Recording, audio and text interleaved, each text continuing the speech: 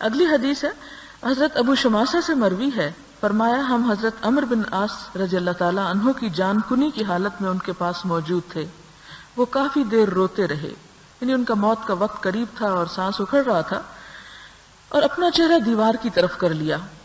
ان کے بیٹے نے کہا، اے ابا جان، کیا حضور صلی اللہ علیہ وسلم نے آپ کو یہ خوشخبری نہیں دی تھی؟ کیا حضور صلی اللہ علیہ وسلم نے آپ کو یہ خوشخبری نہیں سنائی تھی؟ انہوں نے اپنا چہرہ سامنے کیا اور فرمایا، جس چیز کو ہم سب سے افضل شمار کرتے ہیں وہ یہ گواہی ہے کہ اللہ تعالیٰ کے سوا کوئی معبود نہیں اور حضرت محمد صلی اللہ علیہ وسلم اللہ تعالیٰ کے رسول ہیں۔ یعنی ہمارے پاس اگر کوئی چیز ہے یا جس عمل کا وزن سب سے زیادہ ہے وہ کلمہ لا الہ الا اللہ ہے یا شہادت ہے۔ میں 3 حالتوں میں سے گزرا ہوں، اپنا واقعہ زندگی کا بتاتے ہیں۔ میں نے اپنے آپ کو اس حالت میں بھی دیکھا کہ مجھ سے بڑھ کر کوئی شخص حضور صلی اللہ علیہ وسلم کا دشمن نہیں تھا، اور مجھے اس بات سے زیادہ کوئی چیز پسند نہ تھی کہ مجھے موقع ملے تو میں آپ کو قتل کر دوں۔ اگر میں اس حالت پر مر جاتا تو یقیناً دوزخیوں میں سے ہوتا۔ اور جب اللہ تعالیٰ نے میرے دل میں اسلام کی محبت پیدا فرما دی تو میں حضور صلی اللہ علیہ وسلم کے پاس آیا اور کہا، اپنا ہاتھ نکالیے تاکہ میں آپ سے بیعت کروں، یعنی عہد لوں۔ آپ نے اپنا دایاں ہاتھ آگے بڑھایا تو میں نے اپنا ہاتھ روک لیا۔ فرمایا، عمرو تمہیں کیا ہو گیا ہے؟ میں نے عرض کیا، میں ایک شرط رکھنا چاہتا ہوں۔ فرمایا، کیا شرط رکھنا چاہتے ہو؟ میں نے عرض کیا کہ مجھے معاف کر دیا جائے۔ فرمایا، کیا تمہیں معلوم نہیں کہ اسلام پچھلے سارے گناہوں کو مٹا دیتا ہے؟ بے شک ہجرت بھی سارے پچھلے گناہوں کو مٹا دیتی ہے، حج بھی پچھلے گناہوں کو مٹا دیتا ہے۔ اس وقت کوئی شخص مجھے حضور صلی اللہ علیہ وسلم سے بڑھ کر پیارا نہ تھا، اور نہ میری آنکھوں میں آپ سے زیادہ کوئی عظیم تھا۔ حضور صلی اللہ علیہ وسلم کی تعظیم اور اجلال کی وجہ سے، یعنی جلال اور روب کی وجہ سے، میں آپ کے رخ انور یعنی چہرے کو نظر بھر کر بھی دیکھ نہ سکتا تھا، اور اگر مجھ سے حضور صلی اللہ علیہ وسلم کے سراپا یعنی ان کی شکل و صورت کے بارے میں سوال کیا جائے تو میں جواب نہیں دے سکتا کہ میں نے ان کے چہرے کو کبھی گھور کر نہیں دیکھا۔ اگر میں اس حالت پر مر جاتا تو مجھے امید ہوتی کہ میں جنت والوں میں سے ہوں گا۔ پھر ہمیں کچھ امور کا والی بنایا گیا، والی کا مطلب ہے گورنر۔ مجھے معلوم نہیں کہ اس سلسلے میں میرا کیا حال ہے۔ جب میں فوت ہو جاؤں تو میرے جنازے کے ساتھ کوئی نوحہ کرنے والی نہ جائے اور نہ آگ جائے۔ جب تم مجھے دفن کر چکو تو مجھ پر تھوڑی تھوڑی مٹی ڈالنا، اور پھر قبر کے ارد گرد اتنی دیر ٹھہرنا جتنی دیر میں قربانی کے جانور ذبح کیے جاتے ہیں اور ان کا گوشت تقسیم کیا جاتا ہے، حتیٰ کہ میں تمہارے ساتھ مانوس رہوں اور دیکھوں کہ خدا کے بھیجے ہوئے فرشتوں کے سوالوں کے جواب کیا دیتا ہوں۔ اس میں آپ دیکھیں کہ ایک شخص کی زندگی کے 3 پہلو بیان ہوئے ہیں، اور ایک بات تو یہ پتہ چلتی ہے کہ انسان کا دل اور انسان کی حالت کبھی ایک جگہ پر نہیں رہ سکتی، یعنی انسان کی زندگی میں مختلف فیزز آتے رہتے ہیں، اور کسی فیز کو بھی آخری نہیں سمجھنا چاہیے کہ اس میں تبدیلی نہیں ہو سکتی۔ وہ ہر لمحہ، قلب عربی زبان کا لفظ قلبہ کا مطلب ہوتا ہے الٹ پلٹ ہونا، تو انسان کا دل جو ہے یہ الٹنے پلٹنے والی چیز ہے۔ ایک وقت میں اگر ایک چیز سے نفرت کرتا ہے تو اللہ تعالیٰ سے کچھ دور نہیں کہ اسی دل میں محبت بھی پیدا کر دے، جیسا کہ حضرت عمرو بن العاص کے ساتھ ہوا کہ پہلے وہ حضور صلی اللہ علیہ وسلم سے سب سے بڑھ کر نفرت کرتے تھے، پھر ان کے دل میں آپ کی محبت اللہ تعالیٰ نے پیدا کی، اور اس کے بعد اتنی محبت آپ سے کرتے تھے کہ آپ کو نظر بھر کے کبھی دیکھا بھی نہیں تھا، یعنی احترام کی وجہ سے اور محبت کی وجہ سے۔ اور پھر اس کے بعد یہ کہ تیسرا درجہ وہ آیا کہ جب آپ صلی اللہ علیہ وسلم کے بعد حضرت عمرو بن العاص، آپ کو معلوم ہے کہ فاتح مصر ہیں، اور مختلف علاقے جب مسلمانوں نے فتح کیے تو اتنی بڑی سلطنت پھیل چکی تھی کہ جس کا انتظام کرنا بھی ایک بہت بڑا مرحلہ تھا، اور ان بدوؤں اور عربوں کے لیے کہ جن کی حکومت صرف ایک قبیلے پر مبنی ہوتی تھی اور چند افراد پر مبنی ہوتی تھی، جن کے ہاں کوئی نظام سلطنت اور حکومت نہ تھا، جنہیں کوئی تجربہ نہ تھا اس سلسلے کا، کہاں وہ ان کی حکومتیں روم اور ایران تک پھیل گئیں جا کر۔ تو ایسی صورت میں آپ دیکھیں کہ بہت سے صحابہ کرام پھر مختلف علاقوں کے والی یا گورنر یا بڑے بنا دیے گئے۔ اب یہ مرحلہ ہے جب اس کے بعد کہ دنیا جب انسان کے پاس آتی ہے تو پھر اپنے آپ کو ایمان پر اور اللہ تعالیٰ کی ذات کے قریب رکھنا یہ ایک بہت بڑی آزمائش ہوتی ہے۔ جب انسان کے پاس کچھ نہیں ہوتا، تکلیف دہ حالت میں ہوتا ہے، تو پھر بھی اللہ تعالیٰ کی یاد انسان کے دل میں رہتی ہے۔ لیکن جب زندگی بہت آسان ہو جائے تو شیطان ہمارا دشمن ہم پہ اس طرح حملہ آور ہوتا ہے کہ آہستہ آہستہ سب کچھ بھلوا دیتا ہے. تو پھر وہ کہتے ہیں کہ جب ہمیں دنیا کا والی بنا دیا گیا تو اس کے بعد یہ ہے کہ مجھے معلوم نہیں کہ اب میرا حال کیا ہوگا، کیونکہ اب اس کیفیت میں نہیں کہ جس میں مجھے یقین تھا کہ اگر میں اس حال میں مر جاتا کہ جب میرے دل کی حالت یہ تھی آپ کی محبت کی وجہ سے، اور میرے پاس سب سے قیمتی سرمایہ اپنی بخشش کا آپ صلی اللہ علیہ وسلم کی محبت تھی، تو اب میں کچھ نہیں کہہ سکتا. پھر وہ مختلف وصیتیں کرتے ہیں. ایک تو یہ کہ میرے جنازے کے ساتھ کوئی رونے پیٹنے والی نہ جائے اور کوئی آگ نہ جائے. عربوں کے ہاں رواج یہ تھا کہ جب جنازہ جاتا تو پیچھے پیچھے عورتیں بین کرتی ہوئی جاتی اور آگ اٹھائے ہوئے ہوتی. یہ ایک سمبل تھا ان کے غم کا، اظہار کا. لیکن آپ صلی اللہ علیہ وسلم نے جاہلیت کی اس رسم کو ختم کر دیا کہ آئندہ ایسا نہ ہو. اور دوسری بات یہ کہ قبر میں دفن کرتے وقت تھوڑی تھوڑی مٹی ڈالنا. حقیقت یہ ہے کہ کوئی شخص کتنا بھی نیک کیوں نہ ہو اور کتنے بھی اس کے پاس اعمال کیوں نہ ہوں، لیکن قبر کا مرحلہ اور قبر میں جانے کا تصور انسان کے لیے بڑا ہی بے چین کن ہے. اور آپ دیکھیں کہ جس دنیا میں ہمارے ایک محاورے ہیں کہ ناک پہ مکھی نہ بیٹھنے دینا، اور تھوڑی سی بھی ڈسٹ ہمارے کپڑوں میں پڑ جائے یا جوتے پہ پڑ جائے تو ہم فوراً اس کو جھاڑتے ہیں. تو وہ مرحلہ واقعی تکلیف دہ مرحلہ ہے کہ جب ساری کی ساری مٹی ہی انسان کے اوپر آ پڑتی ہے، اس کے سوا اس کے ارد گرد اوپر نیچے دائیں بائیں اور کچھ بھی نہیں ہوتا سوائے مٹی کے. اور اسی کے لیے اللہ تعالیٰ فرماتے ہیں کہ اس مٹی سے ہی تمہیں پیدا کیا اور اسی میں دوبارہ تمہیں لوٹایا جائے گا. اور انسان کا جسم مر کر پھر دوبارہ مٹی ہی ہو جاتا ہے. اور یہی دراصل انسان کی حقیقت بھی ہے دنیا میں جیسا بھی ہو. تو یہاں پر وہ کہتے ہیں کہ جب ڈالنا تو تھوڑی تھوڑی ڈالنا. ظاہر ہے کہ کسی چیز کا اپنے اوپر ایک دم کثرت سے، اور پھر آپ دیکھیں مٹی بھی تھوڑی نہیں ہوتی، کتنا گہرا وہ گڑھا ہوتا ہے اور اس کے اوپر یعنی منوں کے حساب سے مٹی جا پڑتی. تو کہتے تھوڑی تھوڑی ڈالنا کہ پھر میں اس سے مانوس ہوں اور پھر میرے پاس رہنا. کتنی دیر رہنا؟ اتنی دیر کہ جتنی دیر میں ایک جانور ذبح کیا جائے، پھر اس کا گوشت بنایا جائے اور تقسیم کر دیا جائے. ابھی قربانی کی عید گزری ہے تو آپ اندازہ لگا سکتے ہیں کہ کتنے دیر اس میں درکار ہوتی ہے. کم از کم 2-2.5 گھنٹے تو اس کا سارے کام میں لگ ہی جاتے ہیں. اور یہ کس لیے کہتے ہیں کہ تاکہ میں تم سے مانوس رہوں، یعنی مجھے ایک ایسی فیلنگ رہے. اس سے یہ پتہ چلتا ہے کہ مردے کو جب دفن کیا جاتا ہے تو جیسے کہ ایک اور حدیث میں بھی آتا ہے کہ وہ مرنے والا ان کے قدموں کی چاپ سنتا ہے جو اسے دفنا کے واپس جا رہے ہوتے ہیں، کیونکہ جو ہی دفن مکمل ہوتا ہے فوراً فرشتے پہنچ جاتے ہیں اور اٹھا کر بٹھاتے ہیں اور سوال جواب کرتے ہیں. اور وہی 3 سوال ہیں: من ربو کا، تیرا رب کون ہے؟ ما دینو کا، تیرا دین کیا تھا؟ اور پھر آپ صلی اللہ علیہ وسلم کے بارے میں سوال کیا جاتا ہے کہ ان کو جانتے ہو سکتا ہے تصویر دکھائی جاتی ہو سکتا ہے کوئی شبیہ دکھائی جاتی ہو، اس کا کہیں ذکر نہیں ملتا. لیکن تیسرا سوال جو ہے وہ آپ صلی اللہ علیہ وسلم کے بارے میں. تو جو مومن ہوتا ہے وہ ہر سوال کا جواب اطمینان اور کانفیڈنس سے دیتا ہے. اور ایمان کا مطلب ہی کیا ہے؟ اعتماد. تو جس کا دنیا میں اللہ پر اعتماد ہو، بھروسہ ہو، وہ قبر میں بھی اس کا اعتماد جو ہے قائم رہتا ہے. اور پھر اس کے بعد جو منافق ہوتا ہے یا کافر ہوتا ہے وہ ہر سوال کے جواب میں کہتا ہے مجھے نہیں معلوم، لا ادری لا ادری، میں نہیں جانتا. اور ایک اور جگہ پر آتا ہے کہ وہ یہ کہتا ہے کہ ہاں لوگ کچھ کہتے تھے میں بھی وہی کہتا تھا. اور یہ جواب بڑا تکلیف دہ ہے کہ ہمارا ایمان یہ نہیں ہونا چاہیے کہ صرف سنی سنائی حد تک کہ ہم نے سن لیا، ہمارے ماں باپ نے بتا دیا، ہمیں اسکول کی کتابوں سے پتہ چل گیا.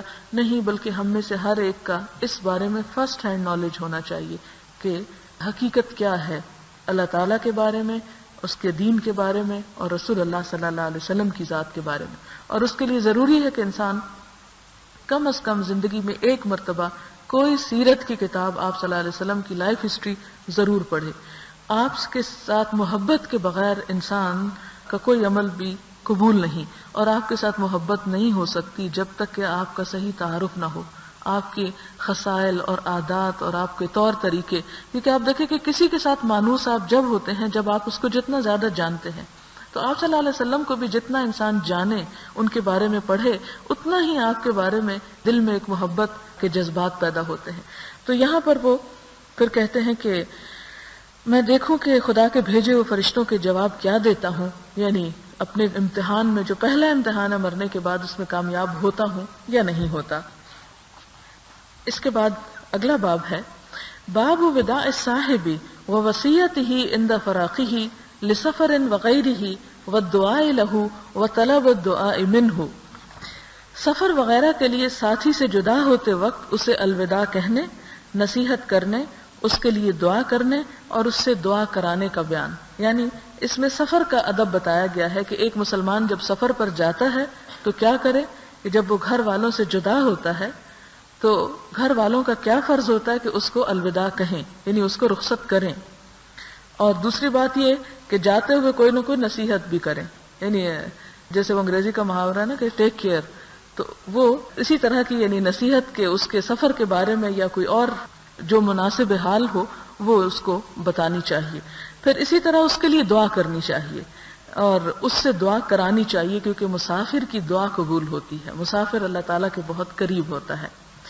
قال تعالی ووصى بها ابراہیم بنیہ ویعقوب یا بنی ان اللہ اصطفى لكم الدین فلا تموتن الا وانتم مسلمون ام کنتم شہداء اذ حضر یعقوب الموت اذ قال لبنیہ ما تعبدون من بعدی قالوا نعبد الہک والہ آبائک ابراہیم واسماعیل واسحاق الہا واحدا ونحن له مسلمون.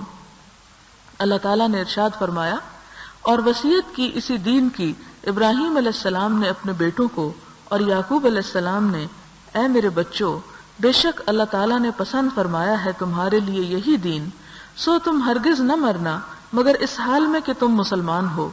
بھلا کیا تم اس وقت موجود تھے جب آ پہنچی یعقوب علیہ السلام کو موت، جبکہ پوچھا اس نے اپنے بیٹوں سے کہ تم کس کی عبادت کرو گے، یعنی میرے مرنے کے بعد. انہوں نے عرض کیا ہم عبادت کریں گے آپ کے خدا کی اور آپ کے بزرگوں ابراہیم اور اسماعیل اور اسحاق علیہم السلام کے خدا کی جو خدائے وحدہ لا شریک ہے، اور ہم اسی کے فرما بردار رہیں گے. یہ آیات آپ نے پہلے پارے میں بارہا پڑھی ہوگی. اس میں یہ کہ مرتے وقت حضرت ابراہیم اور حضرت یعقوب نے اپنی اولادوں کو وصیت کی تھی، کیونکہ مرنا بھی ایک سفر کا آغاز ہوتا ہے اور دنیا سے رخصت ہونے کا وقت ہوتا ہے.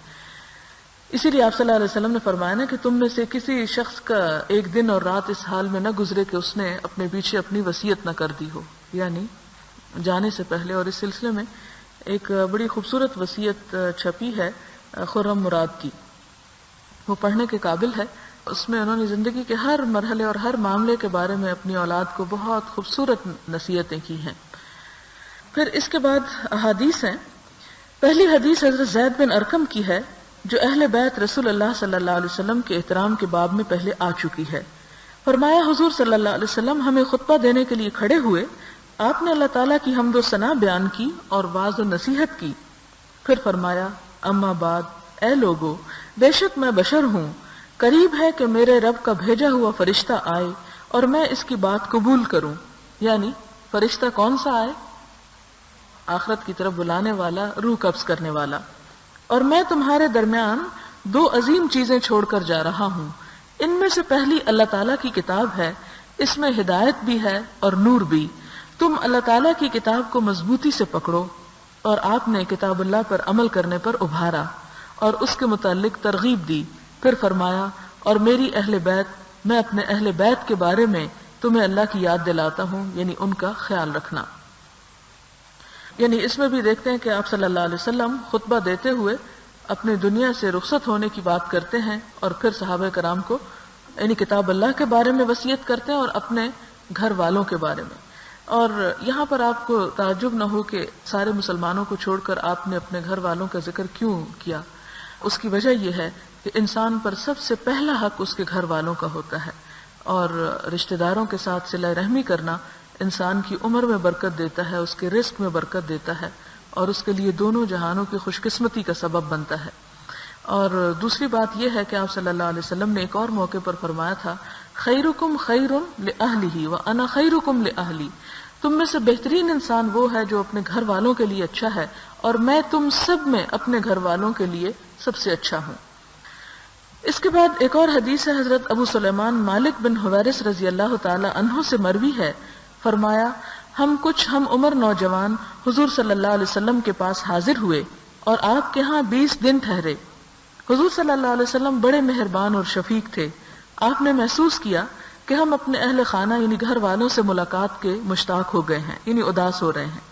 آپ نے ہم سے پوچھا کہ اپنے پیچھے کن لوگوں کو چھوڑ کر آئے ہیں، تو ہم نے آپ کو بتا دیا. آپ نے فرمایا اپنے گھر والوں کے پاس لوٹ جاؤ اور انہی کے ساتھ رہو، انہیں تعلیم دو اور نیک کاموں کا حکم دو، اور فلاں نماز فلاں وقت میں پڑھو، فلاں نماز فلاں وقت میں پڑھو، جب نماز کا وقت آ جائے تو تم میں سے ایک شخص آذان کہے اور جو تم میں سے سب سے بڑا ہو وہ امامت کرائے۔ اس میں آپ دیکھیں کہ آپ صلی اللہ علیہ وسلم کا طریقہ تعلیم بتایا جا رہا ہے۔ یہ صحابہ کرام جو آپ کے پاس آئے اور 20 دن ٹھہرے، یہ کوئی ایک واقعہ نہیں، ایسے 20 واقعات ہیں کہ آپ صلی اللہ علیہ وسلم کے پاس ہر طرف سے لوگ آ کر ٹھہرتے، اور اصحاب صفہ جن کا نام ہے وہ انہی لوگوں پر مشتمل تھے، اور اس میں کسی پر یہ پابندی یا قید نہ تھی کہ کوئی آئے اور ہمیشہ کے لیے رہے یا کسی مخصوص وقت کے لیے آئے۔ یہ لوگوں کی سہولت پر ہوتا تھا کہ وہ آتے، یعنی جب ان پر اسلام کی دعوت ان تک پہنچتی تو مسلمان ہو جاتے، مسلمان ہونے کے بعد پھر وہ آپ کے پاس آتے اور اسلام کے بارے میں سیکھتے، اور سیکھتے ہوئے آپ صلی اللہ علیہ وسلم کا طریقہ کار کیا تھا کہ نہ صرف یہ کہ آپ ان کو سکھاتے بلکہ ان کے ساتھ بڑے مہربان اور شفیق تھے، اور اس بات کا احساس رکھتے کہ لوگ جو ہیں اپنے گھر والوں کے بارے میں کہیں پریشان تو نہیں یا اداس تو نہیں یا ان کا رہنا مشکل تو نہیں۔ اور اس میں ایک بنیادی وجہ یہ بھی تھی کہ یہ اس قوم کے ساتھ معاملہ کیا جا رہا تھا جس نے کبھی کچھ سیکھا نہیں اور کبھی کچھ پڑھا نہیں، اور ایک گنوار اور اجڑ قوم تھی کہ جس کو ایک ڈسپلن سکھانا ایک بہت مشکل کام تھا۔ یہ آپ صلی اللہ علیہ وسلم کی محبت اور رحمت اور شفقت تھی کہ جس کی وجہ سے لوگ جو تھے وہ آپ کے قریب رہ کر آپ سے سیکھتے۔ اور پھر آپ دیکھیں کہ جب آپ نے ان کو سکھا دیا تو آپ نے کہا چلو ٹھیک ہے تم اپنے گھر جاؤ، لیکن جا کر کیا کرنا، جو سیکھا ہے ان کو بھی سکھا دینا۔ اور نمازوں کے اوقات کے بارے میں خاص طور پر آپ نے تلقین کی، اور پھر امامت کا طریقہ بتایا، اذان کا، یعنی کہ چند مختصر الفاظ میں پوری نماز با جماعت کا ایک طرح سے طریقہ بتا دیا۔ اس سے آپ دیکھیں کہ رخصت ہوتے وقت انہوں نے اپنے ساتھیوں کو نماز کی تعلیم، یعنی اس سے پہلے بھی بہت کچھ سیکھا ہوگا لیکن خصوصی طور پر نماز کی تلقین کی۔ اور اس سے یہ امام نووی یہاں پر لیتے ہیں کہ کسی کو رخصت کرتے وقت اس کو نصیحت کرنی چاہیے، اور نصیحت حسب حال ہونی چاہیے کہ جس کی جو ضرورت محسوس ہو، اور آپ کی ایک نصیحت کا نمونہ یہاں پر پیش کیا گیا۔ اگلی حدیث حضرت عمر بن خطاب سے ہے، کہتے ہیں کہ میں نے حضور صلی اللہ علیہ وسلم سے عمرہ کرنے کی اجازت طلب کی تو آپ نے مجھے اجازت دے دی اور فرمایا اے میرے بھائی ہمیں اپنی دعا میں فراموش نہ کرنا۔ یعنی آپ دیکھیں کتنی خوبصورت بات ہے کہ آپ صلی اللہ علیہ وسلم بھی حضرت عمر کو کہتے ہیں کہ تم میرے لیے دعا کرنا، یعنی عمرے کے لیے جا رہے ہو، ظاہر ہے کہ وہاں دعائیں قبول ہوتی ہیں تو تم مجھے وہاں پر بھولنا مت۔ حضرت عمر فرماتے ہیں کہ حضور صلی اللہ علیہ وسلم کی یہ بات ایسی ہے کہ اگر مجھے اس کے بدلے ساری دنیا مل جاتی تو بھی میں اتنا خوش نہ ہوں۔ اس سے یہ بھی پتہ چلتا ہے کہ دوسروں سے کہنا بھی چاہیے کہ ہمارے لیے دعا کریں، اور دوسروں کے لیے بھی دعا کرنی بھی چاہیے، یعنی دوسروں سے مطالبہ بھی کرنا چاہیے دعا کا، یعنی دوسروں سے دعا کروانی بھی چاہیے، اور اس کے ساتھ یہ کہ جب اپنے لیے کریں تو دوسروں کو بھی دعا میں یاد رکھنا چاہیے۔ اور اس کا بڑا ثواب ہے دوسرے کے لیے دعا کرنے کا، کہ آپ صلی اللہ علیہ وسلم نے فرمایا کہ جب کوئی بندہ اپنے کسی مسلمان بھائی کے لیے دعا کرتا ہے تو اللہ تعالیٰ ایک فرشتہ مقرر کر دیتے ہیں، اور وہ فرشتہ کیا کرتا ہے، اس کی دعا پر آمین کہتا ہے، اور ساتھ یہ کہتا ہے کہ جو تم دوسرے کے لیے مانگ رہے ہو اللہ تعالیٰ تمہیں بھی عطا کرے۔ پھر اسی طرح حضرت سالم بن عبداللہ سے روایت ہے کہ حضرت عبداللہ بن عمر رضی اللہ تعالیٰ عنہما اس شخص سے فرمایا کرتے جو سفر کا ارادہ کرتا میرے قریب ہو جاؤ تاکہ میں تمہیں اس طرح الوداع کہوں جس طرح حضور صلی اللہ علیہ وسلم ہمیں الوداع کرتے تھے، اور فرماتے استودع اللہ دینک و امانتک و خواتیم عملک، میں تیرے دین، تیری امانت اور تیرے اعمال کے انجام کو اللہ کے سپرد کرتا ہوں۔ یعنی تم ہم سے رخصت ہو رہے ہو تو دعا کرتا ہوں کہ اللہ تعالیٰ تمہاری یہ چیزیں سلامت رکھے۔ کیا ہے اس میں؟ دین، امانت اور اعمال۔ دین تو دین ہے، امانت کیا ہے کہ جو کچھ تم چھوڑ کے کسی کے پاس پیچھے جا رہے ہو اس کی بھی حفاظت ہو، اور تیرے اعمال جو ہیں ان کا خاتمہ بالخیر ہو، کیونکہ رخصت ہونے کا مطلب یہ کہ معلوم نہیں دوبارہ ملاقات ہوتی ہے یا نہیں، تو یہ آخری لمحوں کی دعا ہے۔ پھر اگلی حدیث حضرت عبداللہ بن یزید الختمی صحابی رضی اللہ تعالیٰ عنہ سے مروی ہے، فرمایا جب حضور صلی اللہ علیہ وسلم کسی لشکر کو الوداع کرتے تو فرماتے میں تمہارے دین، تمہاری امانت اور تمہارے اعمال کے خاتمے کو اللہ تعالیٰ کے سپرد کرتا ہوں۔ حضرت انس سے روایت ہے کہ فرمایا ایک آدمی حضور صلی اللہ علیہ وسلم کی خدمت میں حاضر ہوا اور عرض کیا یا رسول اللہ صلی اللہ علیہ وسلم میرا ارادہ سفر کرنے کا ہے، مجھے زاد راہ کے طور پر کوئی نصیحت عطا فرمائیے۔ آپ نے فرمایا اللہ تعالیٰ تقوی کو تیرا زاد راہ بنائے۔